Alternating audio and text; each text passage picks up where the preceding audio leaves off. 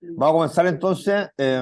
Antes yo voy a hacer una breve presentación del ponente, ¿sí? Del doctor Mario Villalobos. Él es, bueno, obtuvo una maestría en filosofía de la Universidad de Chile y un doctorado en filosofía de la mente y ciencias cognitivas de la Universidad de Edimburgo, en Escocia. Es profesor asociado de filosofía de la Facultad de Psicología y Filosofía de la Universidad de Tarapacá, Chile, e investigador asociado del Instituto de Filosofía y Ciencias de la Complejidad de Chile. Su principal área de investigación son la teoría autopoyética de los seres vivos, el enfoque en activo y la cibernética.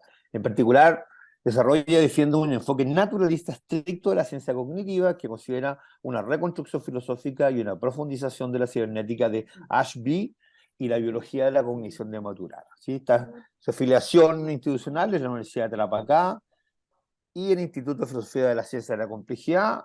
Yo estuve revisando, Mario, ahí algunos publicaciones y destaqué tres artículos. Uno que dice en inglés The Roots and Blossoms of 4E Cognition in Chile, Introduction to the Special Issue on 4E Cognition in Chile, del año 2023.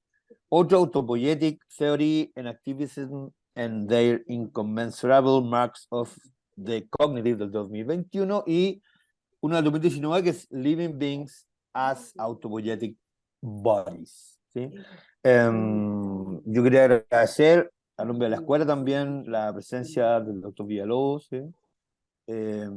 Y como deben saber todos ustedes, es la cuarta presentación, ¿sí? De este ciclo de constructivismo y psicología.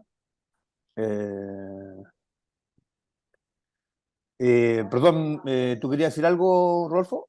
Sí, quería decir que el doctor Villalobos, corrígeme por favor, Mario, si es correcto esto, pero ha sido el editor o el director de la revista Límite. No sé si todavía sigue siendo el Ah, director, sí. Mario. Ok, que esto es un antecedente muy importante, considero, ya que estamos en una escuela de psicología, y la revista Límite es una revista, eh, digámoslo así, interdisciplinaria o que está ahí en la frontera o en los puntos de conexión entre la psicología y la filosofía de la mente. Entonces es una revista, creo yo, muy, muy interesante. De las pocas que existen en el mundo, creo, que intenta hacer este vínculo entre filosofía de la mente y psicología. Entonces, creo que ese es un dato que no debemos dejar de señalar porque mucha gente que está ahora cursando estudios de psicología tal vez en el futuro pueda ser una muy atractiva opción intentar publicar ahí y si no es así, revisar una gran cantidad de artículos muy interesantes que en esta revista. Sí, gracias, Rolfo. Y lo último, Mario, va a darte el pase. La presentación está programada para que dure en torno a la media hora, ¿sí? Y después vienen las preguntas o espacio de conversación. También si alguna o alguno quiere hacer preguntas puede mandar en el chat mismo del Zoom. Yo las voy cotejando para ponerla al final. Eh, Eso. Ahí se unió también ahora Mario, el doctor Felipe Galvez, que también fue uno de los ponentes, el último, digamos, que había tratado el constructivismo en el ámbito de la psicoterapia. Así que bueno, hechas las presentaciones, las introducciones, Mario, y de nuevo agradeciéndote, te dejo el escenario para que tú puedas explayarte. Bueno, Carlos, Rodolfo, gracias por la invitación, obviamente, y eh, un placer, un honor estar aquí y poder colaborar, compartir con ustedes las discusiones que están teniendo en torno a estos temas.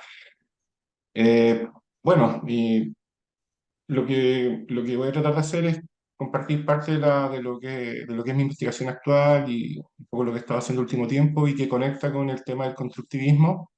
eh, y partiendo de una distinción básica, que es una distinción más o menos clásica que hace von Glaserfeld, que es uno de los padres del constructivismo, que hace entre constructivismo trivial y lo que él llama constructivismo radical.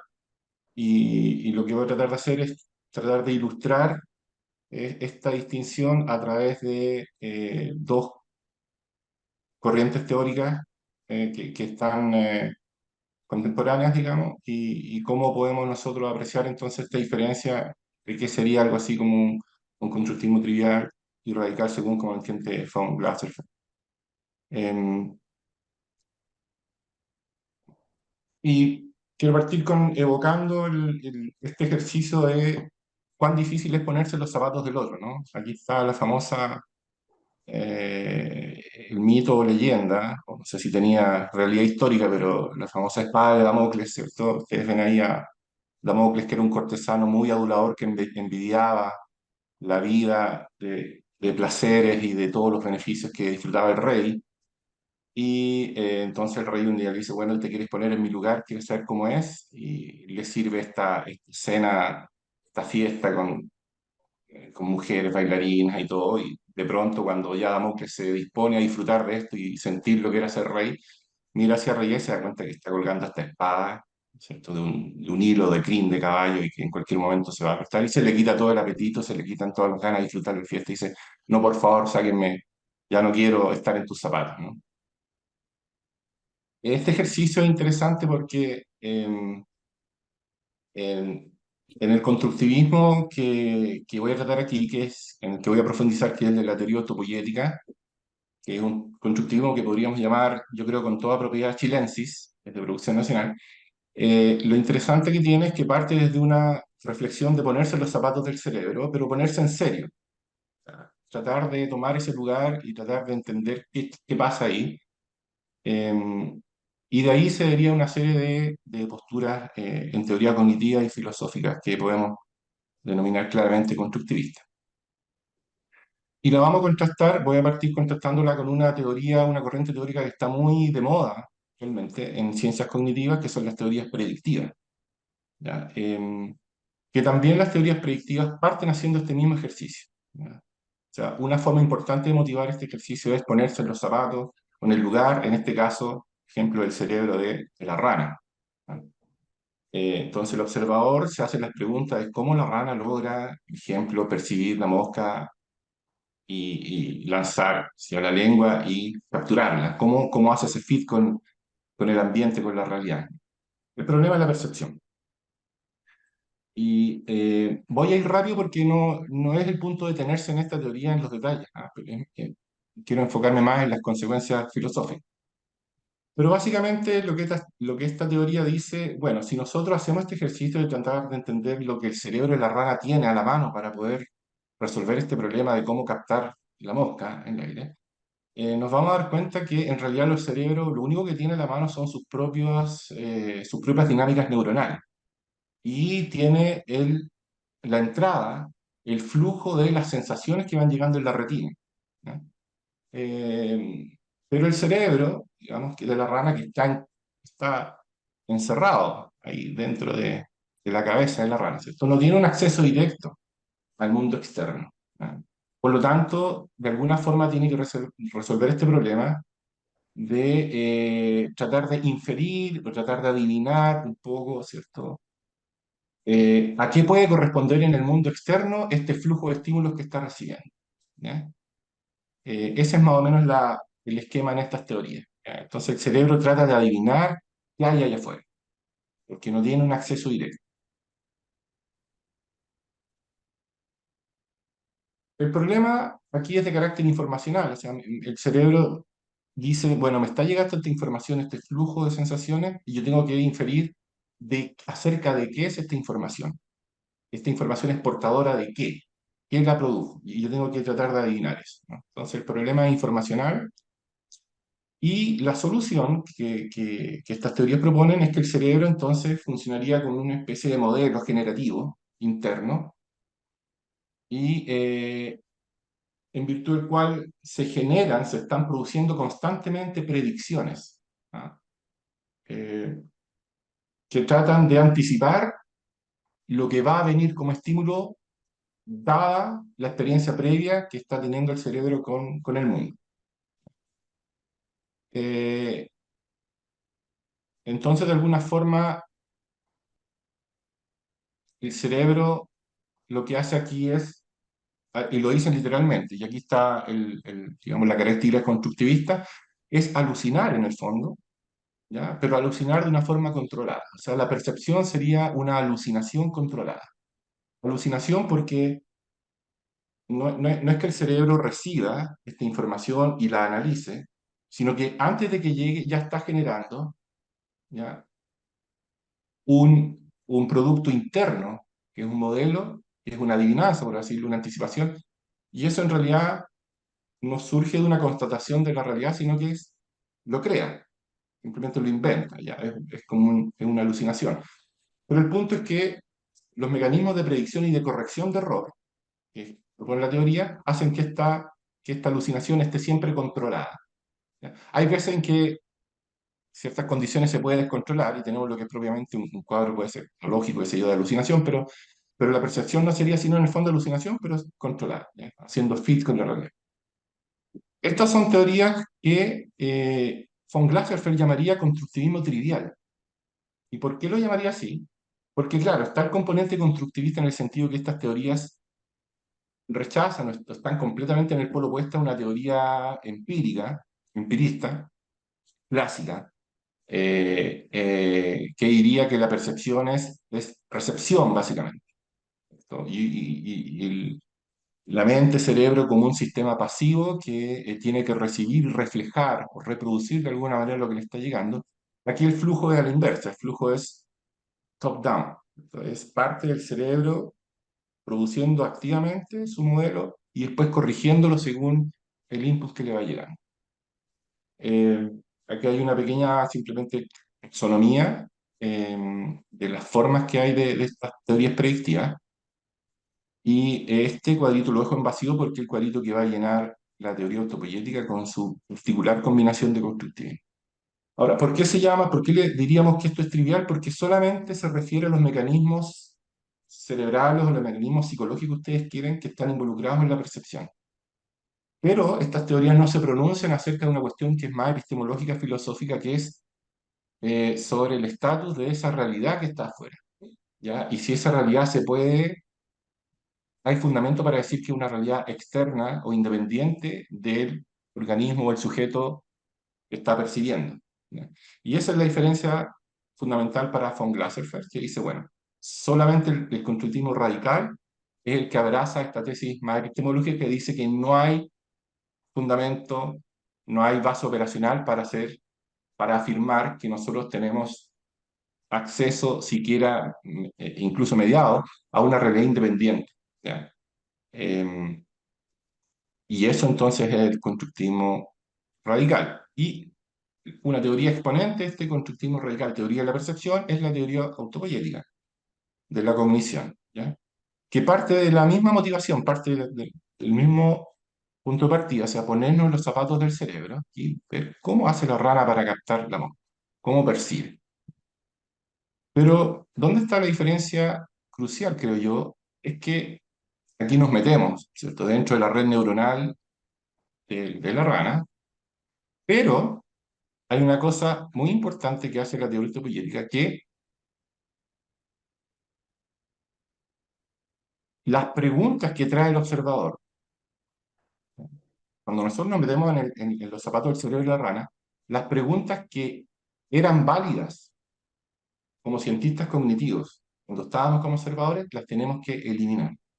Porque esas preguntas, que son todas preguntas epistemológicas, que son preguntas que plantean ya el problema de la percepción como un problema de ajuste, ¿ya?, de cómo le achunta la rana a la mosca, son problemas o preguntas que en realidad las dinámicas internas del cerebro no surgen ni podrían surgir. Porque esto es todo lo que tiene, por así decirlo, a la vista el cerebro, ¿ya? Tiene sus propias dinámicas electroquímicas en todas direcciones, ¿ya? Este es como una especie de espagueti de redes neuroquímicas, de reacciones neuroquímicas, donde no hay un foco, no hay una dirección donde uno siquiera pueda tener la noción remota de que hay algo allá afuera, ¿ya?, porque no está orientado hacia el sistema nervioso. Eso dice la teoría, ¿ya? Entonces, más bien la analogía que se propone aquí, si para realmente tratar de entender cuál es la posición del cerebro de la rana, tenemos que pensar que tenemos que hacer la distinción entre cuando nosotros vemos un submarino, ¿cierto?, que navega y navega adecuadamente en su medio, o sea, que lo capta, tenemos que imaginarnos que el cerebro está aquí dentro de una sala de control del submarino, pero todo lo que tiene a la vista son estas perillas y botones, digamos, comandos, pero no tiene a la vista el entorno, así con estas propiedades que nosotros las vemos. Tiene simplemente esto, o sea, sus redes neuroquímicas, sus reacciones neuroquímicas. Por lo tanto, resulta inconmensurable tratar de preguntarle a las neuronas, ¿cierto? ¿Cómo ustedes adivinan lo que hay afuera? ¿O cómo ustedes predicen lo que hay afuera? Porque pareciera ser que las neuronas, el cerebro no tiene base para siquiera plantearse ese problema, ¿no? Y entonces, lo que el cerebro hace, según la teoría autopoyética, aquí en Maturana, la interpretación que hace es que el cerebro lo que hace es simplemente en todo momento tratar de mantener ciertos ajustes y ciertos valores en ciertos rangos a los que está acostumbrado según sus dinámicas propias. Por lo tanto, todo se trata de correlaciones internas entre ciertos valores del sistema nervioso. Esa pareciera ser su actividad en todo momento, ¿ya? Por lo tanto, la perspectiva del cerebro aquí, sigue la argumentación, ¿no? Hay que entenderla como una perspectiva cerrada epistemológicamente hablando, donde nosotros tenemos que evitar introducir la distorsión que puede ser que nosotros ponemos si introducimos las problemáticas y las preguntas epistemológicas del observador externo, porque no son conmensurables con las dinámicas del cerebro. Por lo tanto, la manera adecuada, decía Maturana aquí tempranamente en los 70, ¿cierto? Es entender el cerebro como un sistema autorreferencial. Está en todo momento simplemente computando, ¿cierto? Y procesando sus propios estados. No está computando estados en virtud de alguna cosa externa a sus propias dinámicas. Aquí tenemos entonces un internalismo epistémico fuerte, o sea, el sistema nervioso, el cerebro como un sistema cerrado, epistemológicamente hablando, y que lleva, por supuesto, a cuestionar la noción de representación, o sea, de que el conocer es, o el percibir es representar algo. No habría base aquí para esto, y esto es otra marca del constructivismo radical, según von Glaserfeld, que se rechaza esta idea de conocer en términos de representación. Entonces, no habría base aquí para decir lo que dicen las teorías predictivas, ¿no? Porque el cerebro no tiene cómo entrar en esas preocupaciones, cómo hacerse la pregunta de que hay algo allá afuera. Y no habría representación, por lo tanto, aquí en estas dinámicas neuronales.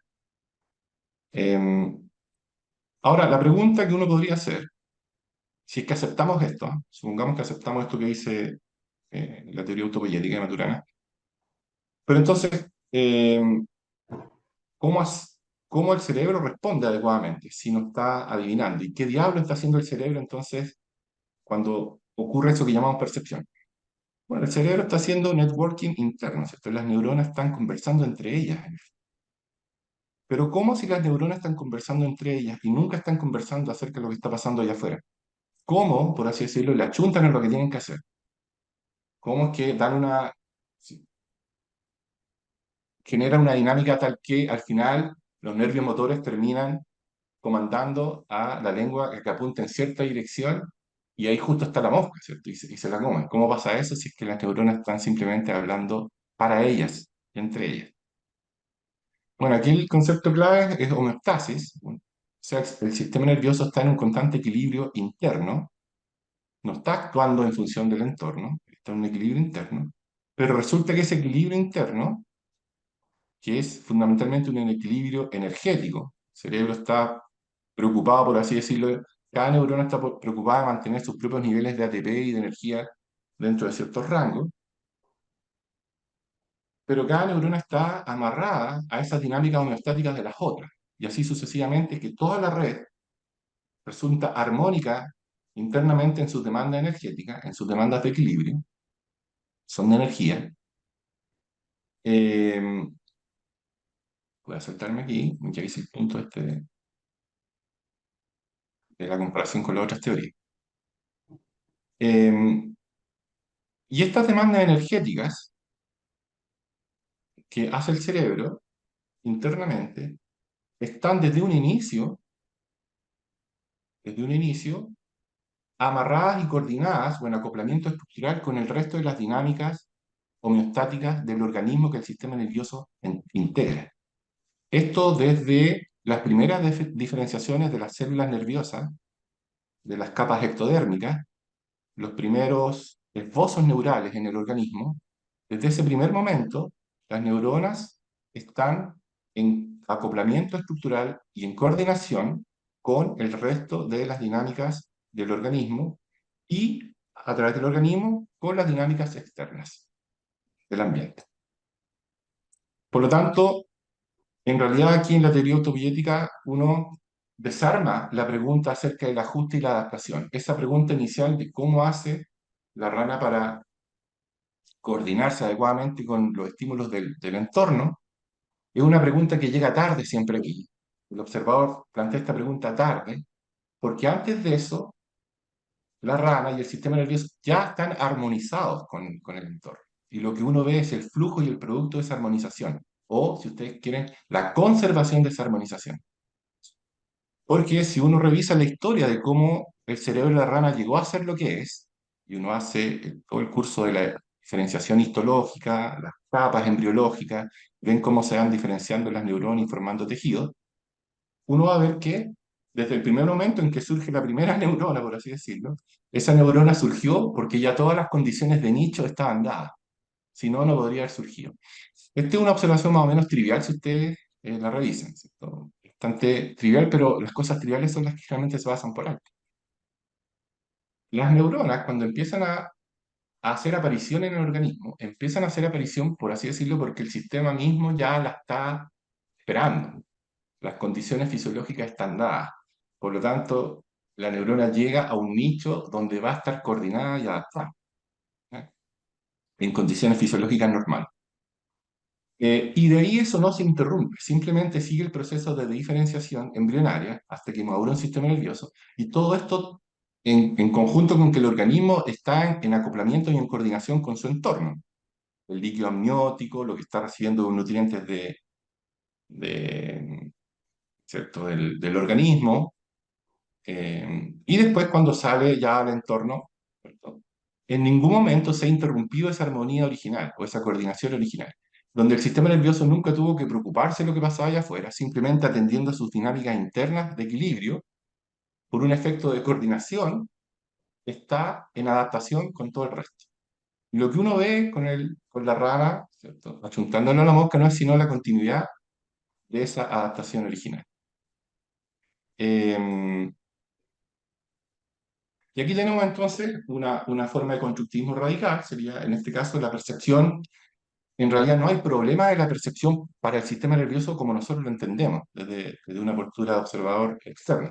El sistema nervioso internamente es esto, y no puede distinguir si sus dinámicas son alucinación o son percepción, porque no tiene no tiene un punto de atalaya, ¿cierto?, para hacer una comparación verídica, cuando está percibiendo y cuando está alucinando. Entonces, para el cerebro no tiene mucho sentido plantear estas preguntas epistemológicas. Y lo único que está en dinámicas de equilibrio y homeostasis energético interno, ¿cierto? Y que por coordinación fisiológica histórica desde un inicio, estas resultan la mayor parte de las veces adaptativas desde el punto de vista del observador externo.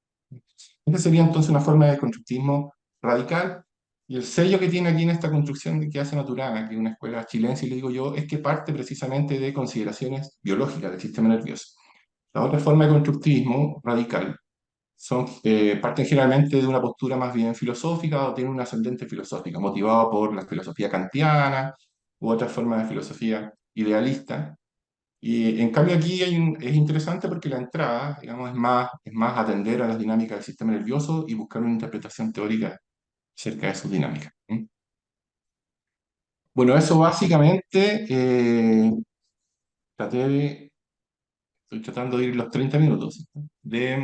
de las comparaciones entre esta forma de constructivismo más Mario, trivial que llama Laissez-faire, los mecanismos neuronales, Mario, y, ¿sí? perdón, te puedes demorar 40, no hay problema. O sea, te decía en torno a Ya. los 30, puede ser 40. Así que tranquilo. Em, Gracias. y esta forma de constructivismo entonces radical que parte en biología, pero que tiene una implicancia ya filosófica, porque si no hay, para el sistema nervioso, si no hay manera de distinguir entre percepción y alucinación, si esas categorías en realidad no tienen, esa diferencia no tiene sentido en sus dinámicas, Entonces, claro, nosotros llegamos a la idea de que no tenemos base para hacer una distinción operacional entre una realidad, de algo así como una realidad independiente del sujeto que está percibiendo. Eh, Puede ser una idea que claramente nosotros podemos postular, y lo podemos hacer, de hecho, y de hecho es una idea que es muy tentadora. Pero lo que dice esta teoría es que no hay base en realidad para sostenerla, para fundarla. ¿Ya? Entonces, más vale que tengamos presente, dice la teoría, que siempre en nuestras proposiciones epistémicas, eh, nunca olvidemos que son siempre relativas al sujeto o al organismo que está percibiendo. Por lo tanto, no hay cómo sostener acceso a una realidad independiente. Y nuestro conocimiento, nuestra percepción es simplemente una coherencia interna, digamos, entre lo que percibimos, entre lo que declaramos, en ese sentido. Y bueno, esa es la ilustración básicamente que les quería compartir. Hay una serie de cosas que se desprenden de aquí, ¿ah? Que las podemos dejar para la discusión con respecto a conciencia fenoménica, con respecto a los tipos de representación que están implicados aquí, y la noción de objetividad y la noción de realidad, que la podemos discutir. ¿Ah? Pero entonces finalmente tenemos, si hacemos la taxonomía que les presenté, un constructivismo trivial sería un constructivismo que se pronuncia solamente acerca del rol activo, constructor de la mente-cerebro. Estas formas de teorías predictivas serían un ejemplo contemporáneo, que para von Glaserfeld o Maturana serían un constructivismo que no llega, digamos, a las conclusiones epistemológicas más fuertes, que sería aquí el constructivismo radical de la teoría autopoyética, donde hay claramente un internalismo epistémico, cerebro cerrado, y se rechaza el representacionalismo eh, completamente, digamos, no hay base para sostener la idea de conocimiento como representación. Y esa sería una forma de constructivismo ya radical en distinción al trivial. Bueno, y eso básicamente. Muchas gracias, Mario. Estoy aplaudiendo, no se escucha, no se ve, pero muchas gracias. Oye, se me olvidó saludar a la profesora Drina Krustolovic, que está ahí con su alumno en la sala 107. Hola, Drina, hola, alumnos. Bueno, abrimos la fase de preguntas. No sé si hay alguna acá presente que quiera hacer alguna pregunta. Sí, Rodolfo, dale, por favor. Sí, bueno, gracias Mario, muy interesante, como una manera de comenzar a conversar, ¿no? Eh, Muy provocativo. Mira, yo quería partir con dos preguntas que nos mandó Cristian Sebastián, que además están bastante conectadas con lo que tú presentaste. Cristian Sebastián, como te comenté al iniciar la conversación, creo que todavía no estábamos con, con el auditorio presente, fue uno de los ponentes anteriores, ¿no? Y él, supongo que habiendo leído además tu trabajo, mandó dos preguntas, se disculpaba de no poder estar hoy presente, pero tenía, creo, actividades académicas, y dice, ¿cómo explica un enfoque de sistema cerrado estricto, como es el de Maturana, la auténtica novedad psicológica? Es decir, formas de operar en y con el mundo que no estaban contenidas en los estados anteriores, formas de operar previas del sistema, ni en una forma lógica, ni con alguna forma de prefiguración. ¿Mm? Esa ¿Ya? sería la primera pregunta, ¿sí? Y ¿Ya? te digo las dos inmediatamente o vamos con la primera. Como quieras. Si quieres, vamos con esta Vamos primero. con esta primero, yo creo. Ya. Bueno, la dificultad aquí es que no poder tener la clarificación de exactamente qué queremos decir con cada uno de los términos en la pregunta, ¿no? Con novedoso, con que no esté previamente, con que no esté prefigurado lógicamente. Pero voy a tratar de más o menos adivinar cuál podría ser la motivación de la pregunta. ¿Ah? Eh, Quizás tiene que ver con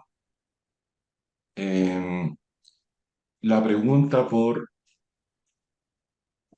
o la duda de si entendemos el sistema nervioso como un sistema cerrado, digamos, con determinismo estructural, como es la forma como la teoría lo sugiere que se le vea, eh, pareciera que habría una dificultad para dar cuenta entonces de cómo aparece lo que nosotros estimamos como novedoso, o algo que no sé si querrá referirse a algo creativo o algo que nosotros desde afuera no podíamos anticipar.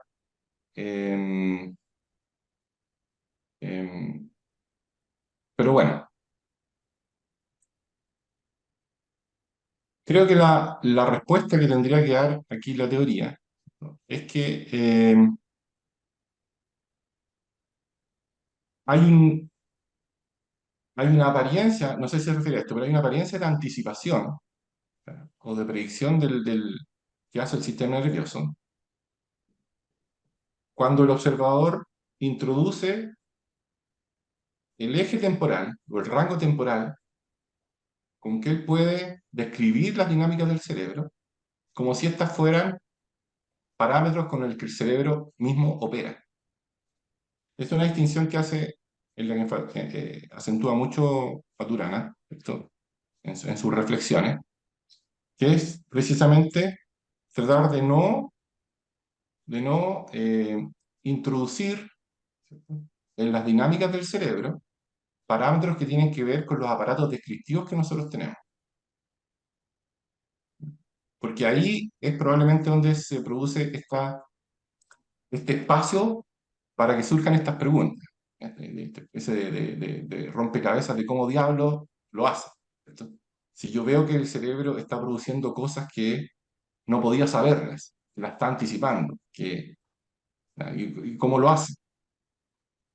Pero cuando yo hago esa pregunta, lo que estoy poniendo es las dinámicas del cerebro con un resultado que está desacoplado temporalmente y que yo lo puedo hacer, porque yo puedo moverme en mi descripción en un eje temporal, no puedo preguntar cómo, cómo lo que pasó 2 días atrás, ¿cierto? Ahora el cerebro lo tiene de alguna forma retenido tal que está haciendo esto. O cómo el cerebro está generando una conducta que tiene que ver con un estado que todavía no existe, que está en el futuro, que va a pasar después. Pero esas brechas temporales que yo establezco en la observación son brechas que están en mi aparato descriptivo. Yo las puedo hacer. Pero las dinámicas, en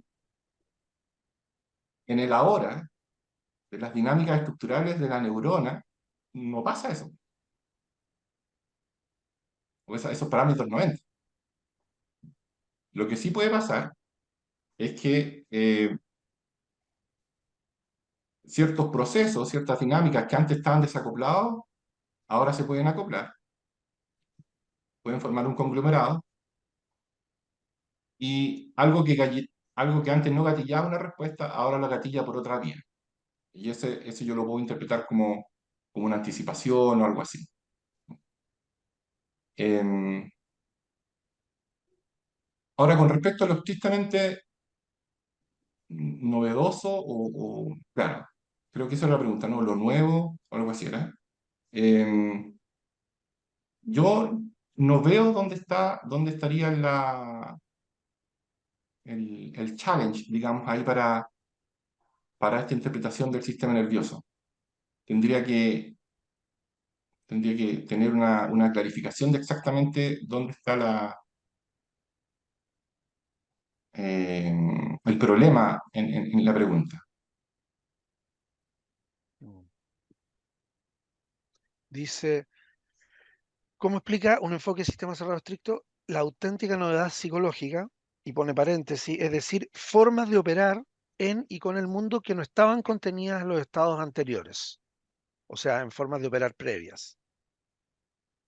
Bueno, eso, si algo no está, supongamos que nosotros tenemos un sistema nervioso muy, muy simple, ¿ya? De 3 neuronas, tal que lo podemos analizar en su estado más o menos en detalle. Entonces nosotros decimos, esta red muy simple tiene estos estados y está equipada estructuralmente para hacer esto. ¿Ok? Bueno, resulta que cuando yo lo echo a correr y lo pongo a, a mellarse e interactuar con el entorno, va a pasar que estas 3 neuronas van a entrar en cambios estructurales, pues son sistemas plásticos. Y al cambiar sus estados estructurales, quedan en una disposición estructural distinta a la que tenían para la próxima interacción con el entorno. Y va a ser muy esperable que genere esas dinámicas de red, genere conductas o salidas que nosotros las vamos a ver que no estaban estipuladas antes o no eran posibles dentro de la estructura que teníamos antes, pero que ahora lo son porque, porque las estructuras cambiaron. Y esa plasticidad estructural es lo que daría cuenta de la plasticidad, digamos, lo que nosotros podemos llamar novedad, genuinamente novedoso. Si eso es genuinamente novedoso, para mí es genuinamente novedoso, bueno, no veo no veo el problema. ¿Eh? Ujú. No sé si, Tendríamos que tener a Cristian Sebastián acá para saber claro, si a Sí, él le ese es el parece tema. que esa es una respuesta al problema que él está planteando. Yo lo veo. yo creo que me imagino que trata de decir otra cosa, ¿no? Porque si no la salida sería muy simple. Bueno, a ver, lo que entiendo que Cristian Sebastián está haciendo es poner un poco como, tratar de poner en aprietos, digamos, al, Sí, a la teoría desde diferentes puntos de vista, porque la segunda pregunta también plantea, digamos, un problema que podría haber con la teoría, ¿no? Yo creo que se pueden plantear diferentes tipos de problemas, ¿no? El de la novedad psicológica sería uno. A mí me gustaría hablar luego acerca de la conciencia fenoménica. ¿Qué rol le podría caber a la experiencia en todo? En todo este enfoque, si es que hay algún rol o es simplemente un epifenómeno, pero lo dejo para después. Quiero plantearte la segunda pregunta de Cristian Sebastián, que dice lo siguiente: ¿cómo dialoga la comprensión de sentido común de ciertos conceptos, por ejemplo, amor, legítimo otro, comunicación colaborativa, responsabilidad, compromiso, con el sentido técnico, constructivista, radical en que lo usa Maturana? Y también creo que para responder esto sería interesante saber si cuando tú dices la teoría autopoyética estás pensando estrictamente en todo lo dicho por Maturana o estás incluyendo ahí a otros autores que pueden haber pensado desde ese punto de vista. ¿Se congeló, Mario, parece? Sí, yo pensé que estaba muy concentrado, sí, ahí va a Sí. estar. De hecho, se perdió la señal, ¿no? Vamos a esperar que Sí, pueda yo volver. creo, A ver si yo creo que escucha va la a entrar pregunta. ahora. Oye, podrían, gracias Cari, también está la profesora Cari, la profesora Inca Castro, eh, alumnos también, hola James, Kubutni, Alexandra, Felipe. Sí, sí, ahí me está avisando Mario que eh, Que viene de vuelta. sí, eh,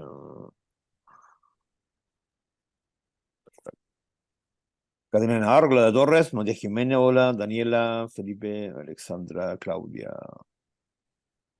Está el profesor Felipe Galvez también, y yo creo que se va a animar a hacer una pregunta, así que vamos a tener otra pregunta y Vamos, vamos, que se puede.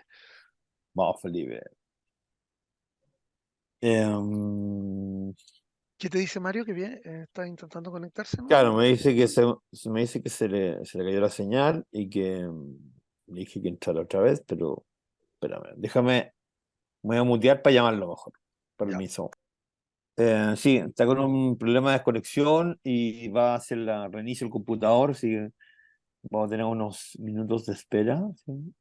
Eh, no sé, está la profesora Adrina ahí con su curso, no sé si alguna pregunta, profesora, o algún alumno ahí del curso que están pasando justamente, entiendo yo que es psicología cognitiva, ¿no? Adrina. Adrina. ¿Se escuchan? Ah, ¿está ahí? No, perdón, ¿qué es? Perdón, no escuché. Ah, ya. Me dijo, profesora, constructivismo y por racionalismo. No, que acá le llaman cognitivo constructivista, pero es por Rosario. No le escuché muy bien, profesora, ¿qué quiere que le diga?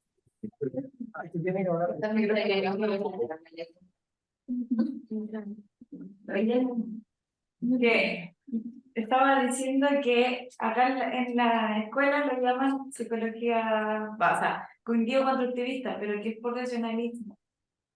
Eso dijo. Perfecto. Perfecto. Muchas gracias por la traducción. Oiga, ¿y qué les ha parecido la discusión, la presentación a efectos de entender la operación por racionalista? No sé si de Guidano u otros autores lo están trabajando. Desde la Victoria.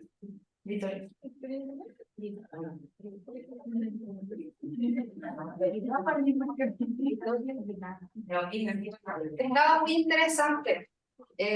Bueno, Eran aspectos nuevos que no habíamos visto antes súper. y en el fondo es un aprendizaje constante. Ahí está Mario. Súper. Muchas gracias. Muchas gracias, chicos. Ahí volvió el profesor Villalobos. Dale, Mario. Estaba con la pregunta. No sé si alcanzaste a Sí. escuchar la pregunta, Mario. No, Mira, te ahí se me cuento. fue. Bueno, creo que esto tiene que ver un poco con algo que estuvimos conversando con el profesor Felipe Gálvez hace 1 o 2 semanas atrás. Estuvimos con él y que tiene que ver tal vez como con 2 épocas de Maturana probablemente, ¿no? Porque parece ser que Maturana en su primera etapa, digamos, puede definirse claramente como un constructivista radical, pero tal vez eso ya no ocurre tanto. Yo ahí no conozco la segunda parte de su obra, digamos, la escuela matrística y todo eso, pero parece que ahí, digamos, cambia un poco su posición. Entonces, según entiendo, eso tiene algo que ver con la pregunta, que te la leo textualmente. Dice, ¿cómo dialoga la comprensión de sentido común de ciertos conceptos, por ejemplo, amor, legítimo otro, comunicación colaborativa, responsabilidad, compromiso, con el sentido técnico, entre paréntesis, constructivista radical, en que los usa Maturana, ¿no? Es decir, según entiendo yo, habría, digamos, una aparente contradicción en hacer todas estas extrapolaciones valóricas, fenomenológicas, a partir de una base constructivista radical, ¿no? O sea, si el sistema nervioso es completamente cerrado y no hace referencia o no tiene incluso una correlación con lo que pudiera estar informando el ambiente, ¿qué sentido tiene de hablar en estos términos en que Maturana se refería a cierto tipo de cuestiones, extrapolando a la realidad social, moral, etcétera, ¿no? Y eh, hablando del amor, el legítimo otro, etcétera, etcétera. Yo no sé si eso es parte de lo que tú eh, puedes, digamos, considerar dentro de tu reflexión, porque también probablemente tú no estás hablando únicamente desde el punto de vista de lo que dijo Maturana, tal vez estás incluyendo ahí otros autores, sería bueno clarificar el punto. Eh, no, yo me estoy centrando básicamente en lo que yo entiendo, interpretaba de Maturana y lo que yo mismo, digamos, he desarrollado en esa línea que hasta donde yo creo, digamos, sigue con la misma orientación, ¿no? Yo creo que aquí puede ser útil, útil una distinción, que es los niveles de representación que están en juego cuando se discuten estos temas relacionados con constructivismo y en teoría cognitiva. ¿Ok? Tal vez pueda ayudar. Hay un nivel de representación que lo podríamos llamar nivel de representación constitutiva,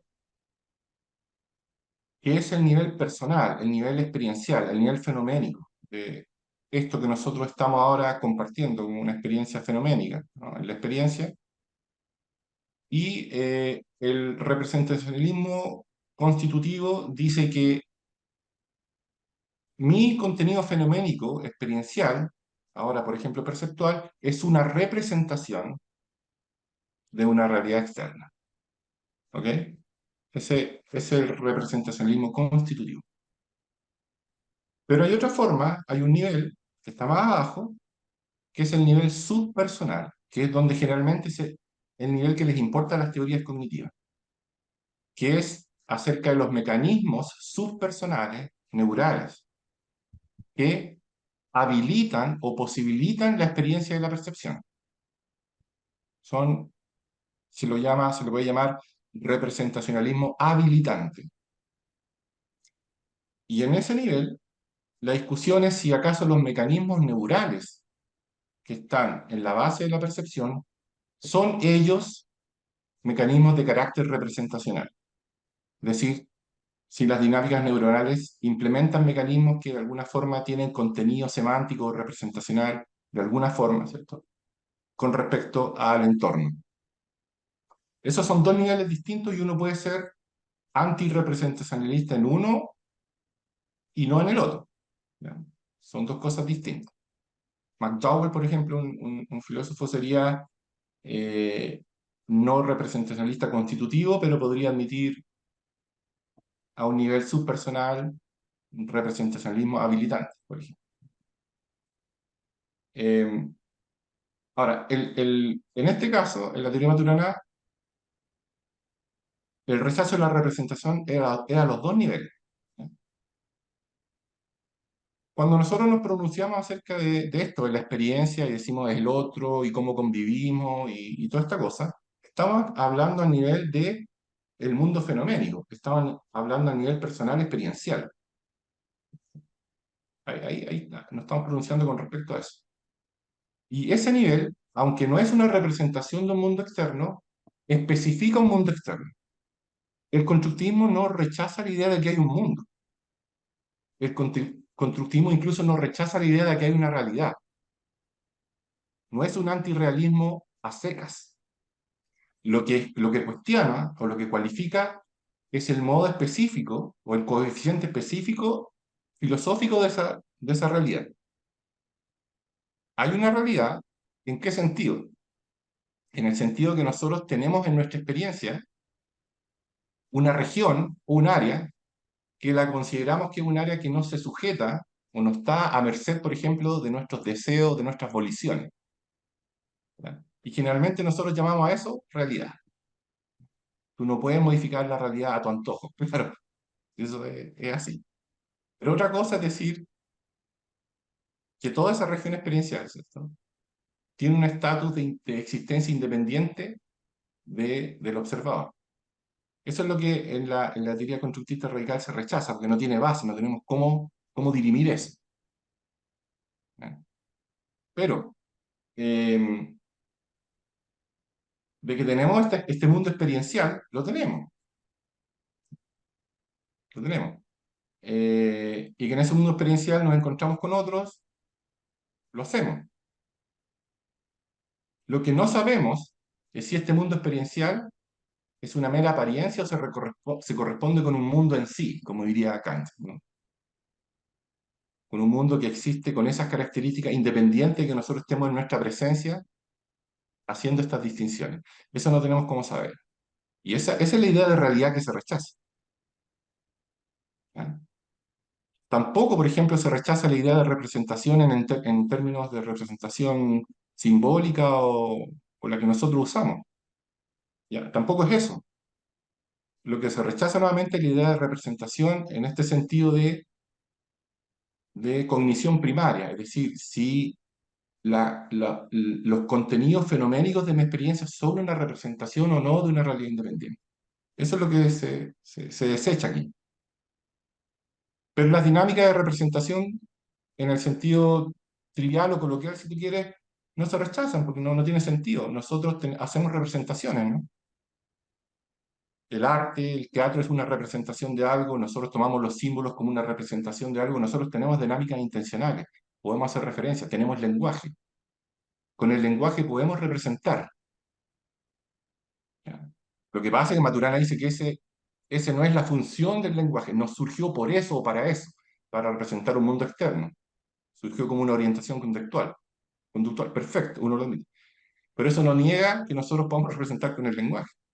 Lo que no podemos representar con el lenguaje es una realidad independiente. Pero nosotros podemos representar ítems de nuestra experiencia, de la realidad como una especificación fenoménica que hacemos. No sé si con eso estoy clarificando, enredando un poco la cosa, pero a mí me parece que muchas veces la pregunta, ¿ya? O la incomodidad de decir, acá hay un círculo que tenemos que cuadrar, porque ¿cómo si el sistema es cerrado? ¿Cómo podemos hacer referencia a un mundo? Si el sistema es cerrado, ¿cómo nos coordinamos con otros? Y después más encima yo me pongo a apelar a cosas éticas, que tenemos que tener amor y todo eso. Que si estamos encapsulados, cerrados, eso no tiene mucho sentido. El encapsulamiento es en este sentido que les decía yo, en el sentido epistémico. Pero como les trataba de señalar, el cerebro, el organismo y todo en el fondo está siempre desde un inicio en coordinación y en acoplamiento estructural con su entorno. Porque todo surge y todo aparece y se conserva porque está en acoplamiento estructural, de otro modo no podría ser. Entonces, un sistema cerrado no es un sistema que no tenga interacción, que esté en el vacío, por así decirlo. Quiere decir que un sistema cuya lógica de dinámicas no corresponde a un radar que esté pendiente de qué pasa afuera. Está pendiente de dinámicas internas, pero resulta que como desde un inicio siempre estuvo en armonía y en coordinación con el resto, esas dinámicas internas naturalmente se traducen en cosas que nosotros llamamos conducta congruente, aprendizaje, adaptación. eh, entonces, esa es la forma, digamos, en que yo veo que no veo surgir el problema. Eh,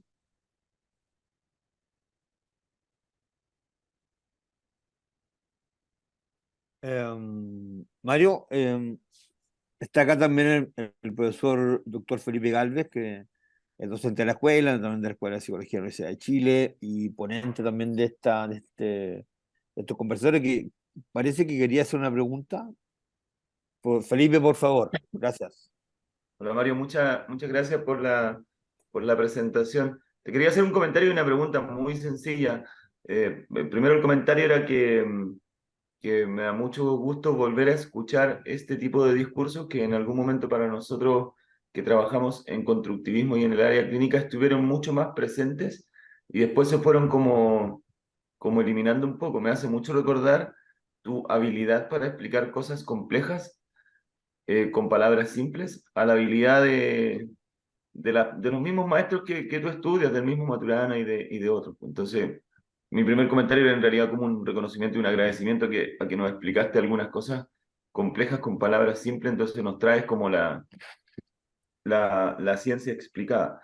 Ahora, la pregunta tiene que ver un poco con lo que también hablamos en otras presentaciones y quería saber si tú en tus estudios o en tu manera de llevar estas como claridades que son científicas hacia lo que tú llamas como preguntas epistemológicas, pero que podrían ser también, como dijiste, filosóficas, sobre el tema de la conciencia, porque en realidad lo que quiero preguntar no es acerca de cómo entiendes la conciencia, sino más bien quiero preguntar si en tu lógica de trabajo el sujeto, el observador, es consciente de la ceguera que tiene, porque es la ceguera sobre el concepto que me gustaría que te pudieras referir. Si acaso tú asumes que hay ahí una ceguera, si se le puede llamar ceguera en tus términos, y luego si es que es una ceguera respecto de la realidad, si es que habría conciencia de esa ceguera en el sujeto observador.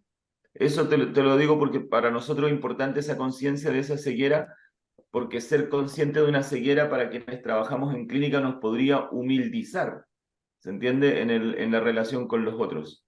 Y no asumir como en una posición como más arrogante que a veces tiene la mirada clínica. ya, bueno, gracias, Felipe, por el comentario y la pregunta. Eh, creo que el ejercicio de la teoría, y creo que los autores en clase Maturana lo decía explícitamente, ¿no?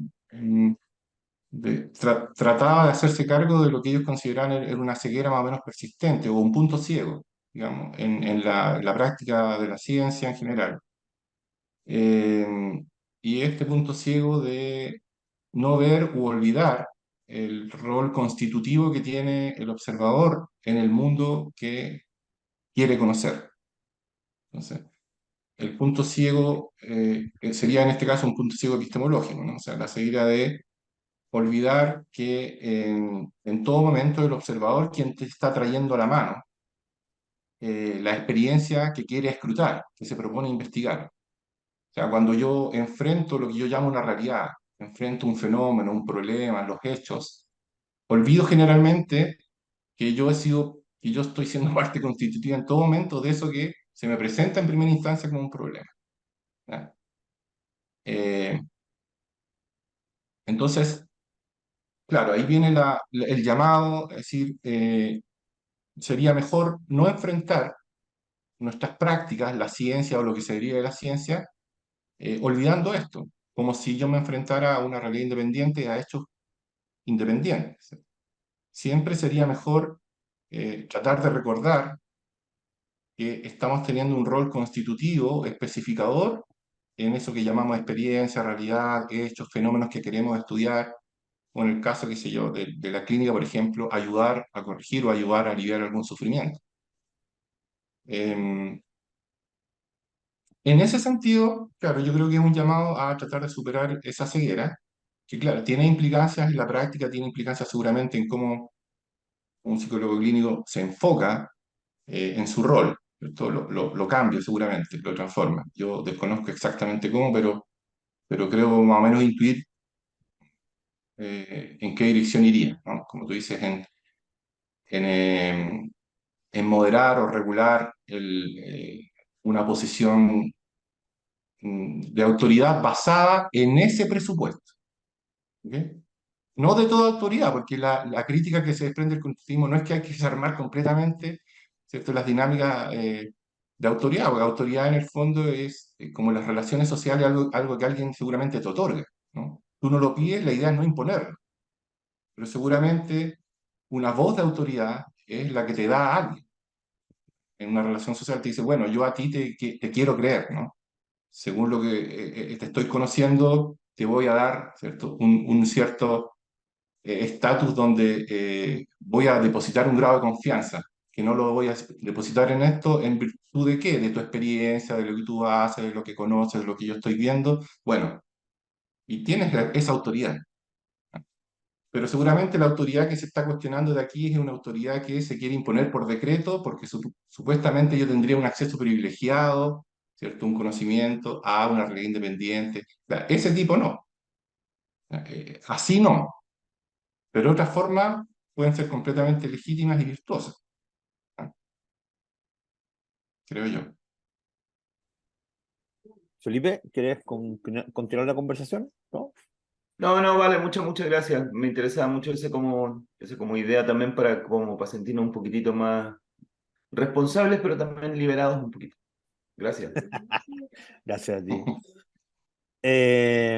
Rodolfo, me parece que tú tenías una Sí, porque pregunta final. las ¿Sí? que planteé fueron las de Cristian Sebastián, aunque Sí. igual está conectado, creo. Sí, yo quería hablar un poco acerca de o sea, quería pedirte tu opinión, no hablar yo, respecto de la conciencia fenoménica, ¿no?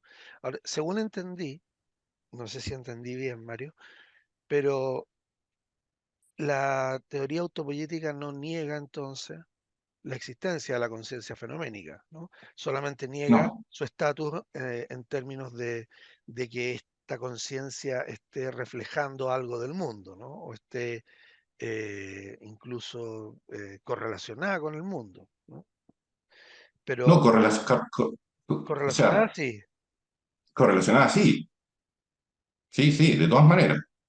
La crítica el punto es que los contenidos fenoménicos de esa conciencia no son interpretables, no tenemos base para interpretarlos como si fuesen un espejo, una claro, representación, una reproducción de una realidad externa, sí, ¿ya? Pero que es esperable que esté en armonía, por supuesto que sí. sí, ¿Por qué? discúlpame que introduzca esta cuña más o menos larga en tu pregunta, pero Dale, dale. de ahí la terminamos. Es, porque la noción de clausura, y esto es una cosa que quizás puede ayudar en esta discusión, la noción de cierre y de clausura es una noción que hay que interpretarla del siguiente modo. No es que el sistema nervioso esté cerrado hacia el mundo o con respecto al mundo. El sistema nervioso, por su organización funcional, se cierra a través del mundo, que es distinto. A través del mundo. No, no es un cierre como que yo cierro una puerta, ¿cierto? Y alguien está tratando de entrar y dice, ábrame, ábrame, y no. Y digo, ¿cómo entra el mundo entonces si el sistema nervioso está cerrado? ¿Cómo entra la realidad externa? Entonces, como diablo, yo explico después que hay coordinación, que hay aprendizaje, pero no es esa noción de cierre. La noción de cierre es una noción funcional cibernética. De ahí viene. Es una noción, lo que dice es que las dinámicas sensomotoras del sistema nervioso se cierran a través de lo que yo llamo mundo externo. En otras palabras, el mundo externo, por ejemplo, la mosca y todo lo que yo veo externo a la rana, para el sistema nervioso nunca es externo. ¿Por qué? Porque para el sistema nervioso, la mosca y todo lo que está fuera de la rana es un nodo sináptico más dentro de su nodo sináptico. O sea, las neuronas están todo el rato conversando. Si volviéramos a la slide que tenía, yo les ponía esa imagen, ¿cierto? De las neuronas con una copa como conversando entre ellas. Y si uno entiende la noción de cierre, no quiere decir que la mosca y el mundo estaban fuera de esa conversación en alguna otra parte, fuera de la slide. Dice que la mosca y ese mundo están dentro de uno de esos nodos de las neuronas. El sistema nervioso está siempre hablándose a sí mismo, ¿cierto? Se intercambia, por así decirlo, estados, ¿no? Pasa esto, pasa lo otro. A veces lo hace a través de neuroquímicos, neurotransmisores. A veces lo hace a través de bandas de resonancia electromagnética. Son formas de afectarse. Y hay una brecha especial en que lo hace a través de lo que nosotros llamamos ítems del mundo externo. Pero es otra forma de conversarse a sí mismo, ¿no? Porque todo lo que hace la superficie efectora afecta a la sensora. Y esa conversación, ese círculo nunca se descontinúa, por así decirlo. Entonces el ambiente externo no es sino un nodo funcional más dentro del sistema nervioso. El sistema nervioso, por lo tanto, no está cerrado al mundo, está cerrado a través del mundo. Por lo tanto, la coordinación es esperable todo el rato, lo que decíamos al inicio. Siempre hay adaptación en ese sentido. Ahora, lo que surge como contenido fenoménico en el sistema nervioso, si yo sigo esa lógica, es esperable que que genere una fenomenalidad que aunque no es una representación, esté en armonía y en coordinación. Eh,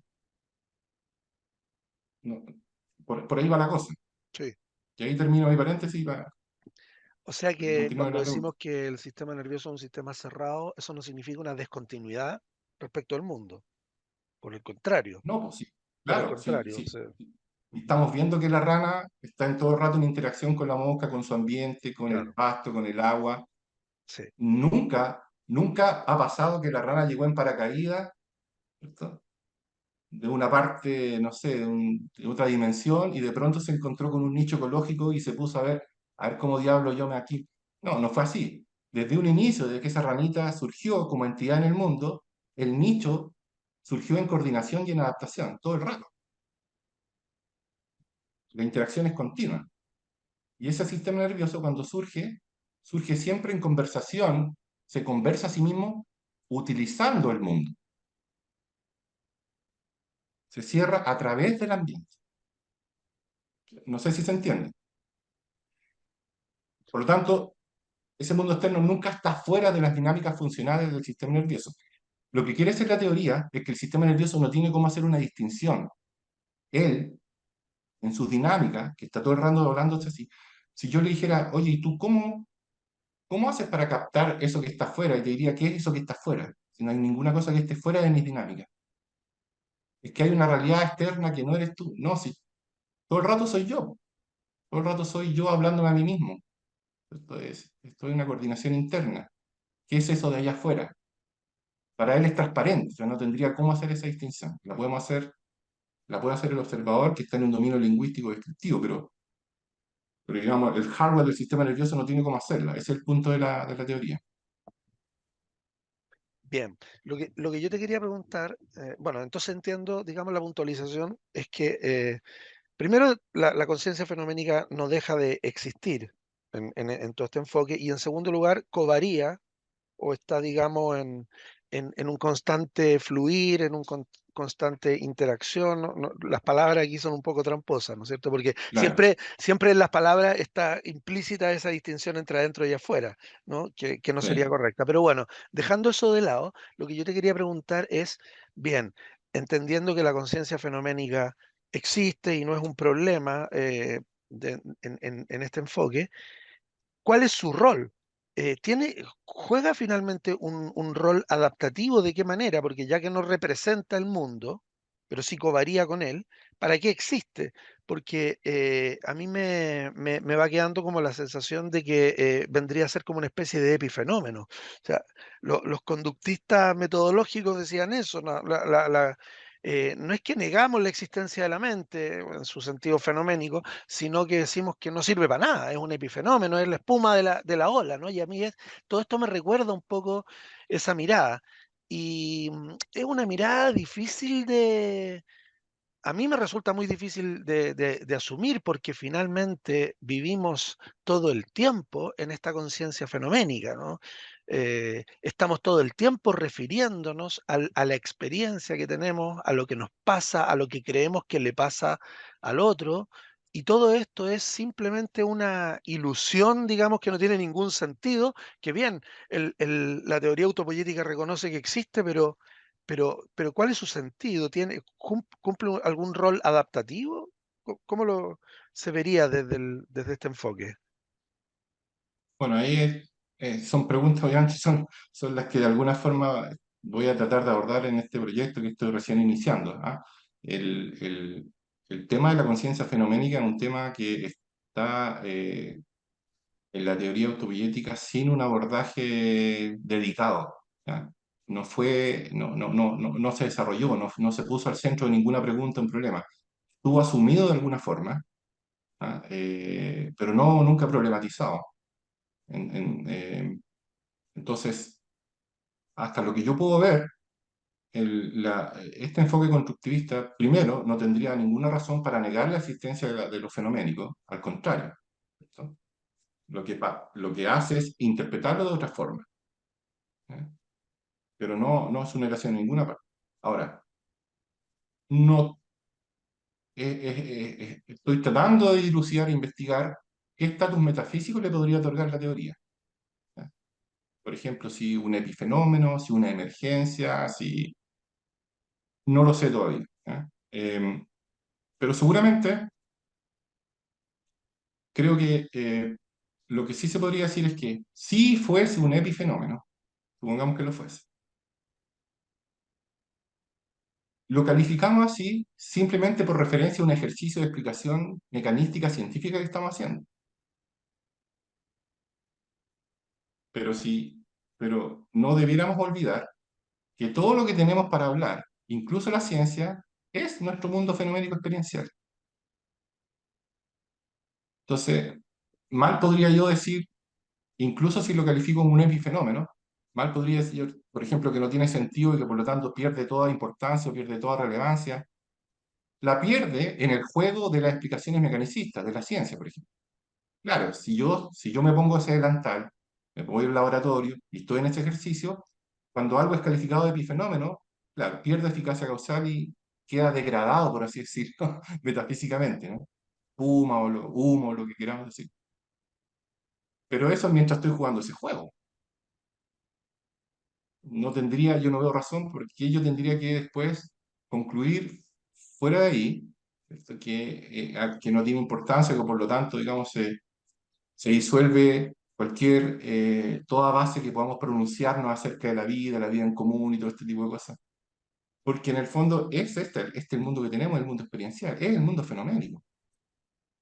Eh, Entonces, em, por así decirlo, eh, claro, puede aparecer como un epifenómeno cuando estamos en la lógica y la explicación científica, ¿cierto?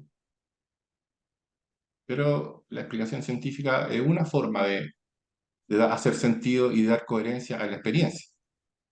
No es la única, ni la que la va a hacer exhaustiva, ni es la que agota todo. Eh, Hay otras formas, otras dimensiones de hacer sentido, dar coherencia a la experiencia, en donde lo fenoménico queda exaltado de todo, o es lo más importante, ¿no? Quizás ahí tiene que ver con no pedirle a cada juego cosas que probablemente no va a dar, ¿no? Eh, Estoy pensando así en el aire, por ejemplo. Yo quiero equiparar eso, yo no quiero olvidar que el mensaje que me entrega la ciencia es que es un epifenómeno. Ah, queda degradado. Bueno, pero es que ese es un círculo, una esfera nomás de dar sentido a la experiencia. Pero tengo el arte, por ejemplo. Y en el arte la experiencia queda exaltada en su fenomenalidad. Yo no estoy pidiendo ir tras la cortina y ver los mecanismos, ¿cierto?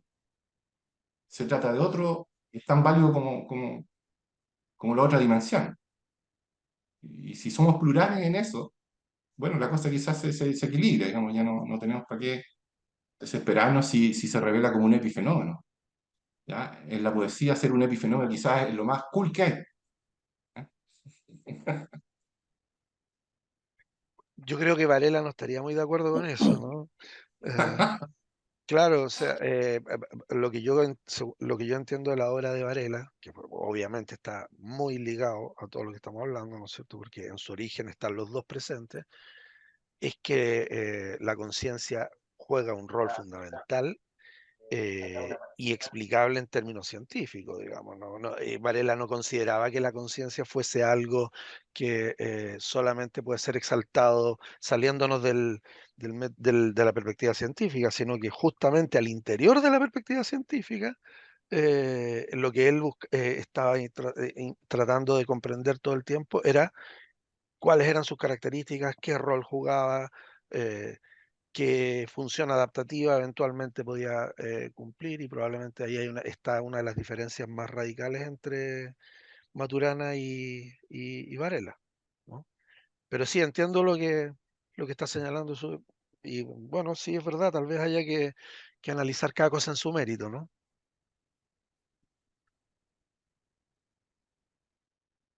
Bueno, nuevamente Bueno, gracias Rodolfo, gracias Mario. Creo que estamos cerrando ya la reunión, ¿sí? Gracias Felipe por la participación y la profesora Trina.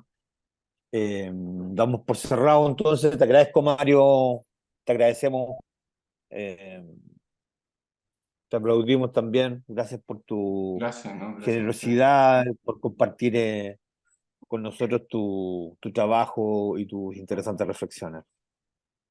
Eso, vamos a parar la grabación y nos despedimos y esperamos encontrarnos en el mismo canal, la misma, no, esperamos encontrarnos en otra instancia de rica conversación.